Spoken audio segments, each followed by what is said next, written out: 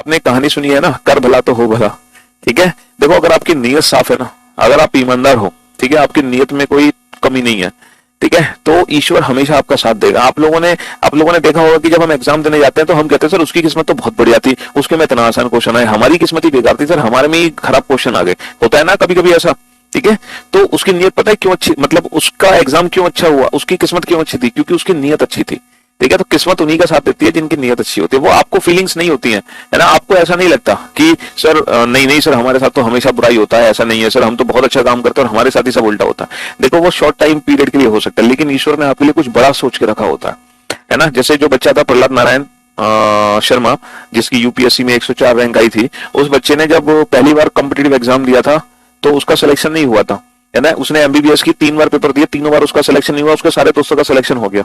तो सोचो वो जो उसकी नीयत बहुत अच्छी है, वो बहुत बच्चा ईमानदारी से तैयारी करता है, तो सोचो है वो अगर डिप्रेशन में चला जाता कि ईश्वर तो मेरा साथ ही नहीं दे रहा, मैं इतनी अच्छी से तैयारी कर रहा हूँ, ईमानदारी से प्रिपरेशन कर रहा हूँ फिर भी, लेकिन ईश्वर ने कुछ अच्छा सोच रखा था उसके लिए, है, उसको यूपीएससी, उसको आईएएस बनना था, उसको डीएम बनना था, इस रीजन से उसका वहां सिलेक्शन नहीं हो रहा था, समझ रहे हो। तो इसीलिए डेफिनेटली कुछ ना कुछ ईश्वर ने आपके लिए बहुत बड़ा सोच के रखा है, अच्छा सोच के रखा है। अगर आपको छोटी चीज नहीं मिल पा रही है, आप ईश्वर से चाहते हो भगवान मुझे प्लीज, है ना, मुझे एक छोटी सी बाइक दिला दे, और वो आपको बाइक नहीं मिल पा रही है, तो आप ये मत सोचो कि भगवान आपको बाइक नहीं दिला पा रहा। बेटा भगवान ने आपके लिए बहुत बड़ी मर्सिडीज और बीएमडब्ल्यू सोच के रखी है और आप उससे बाइक मांग रहे हो, तो इस चीज को समझो। ठीक है, हाँ जी, तो हमेशा पॉजिटिव रहो, हमेशा पॉजिटिव रहो।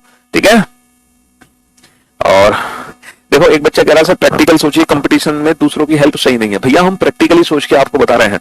देखो एजुकेशन ही एक ऐसी चीज है, एजुकेशन एक ऐसी चीज है, नॉलेज एक ऐसी चीज है जिसको आपसे कोई छीन नहीं सकता। हमेशा याद रखना, आप इसको जितना बांटोगे ये उतनी बढ़ेगी, है ना। आप जितने दूसरों के डाउट सॉल्व करोगे ना बेटा, आपकी नॉलेज उतनी ही बढ़ेगी, आपकी नॉलेज उतनी ही इंप्रूव होगी।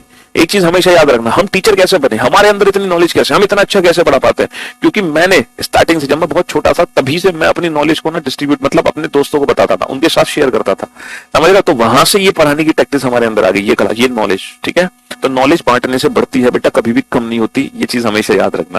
ठीक है, हाँ जी, और जब भी आप किसी का भला करोगे वो हमेशा आपको दुआ में जरूर याद रखेगा, पक्का, ये गारंटी है। ठीक है, और बेटा ऐसा नहीं कि आप नहीं बताओगे तो कोई और नहीं बताएगा, बताएगा तो जरूर, पता तो लगनी है उसको, आपसे पता लगेगी तो वो कम से कम दुआ आपको तो देगा। ठीक है, हाँ जी,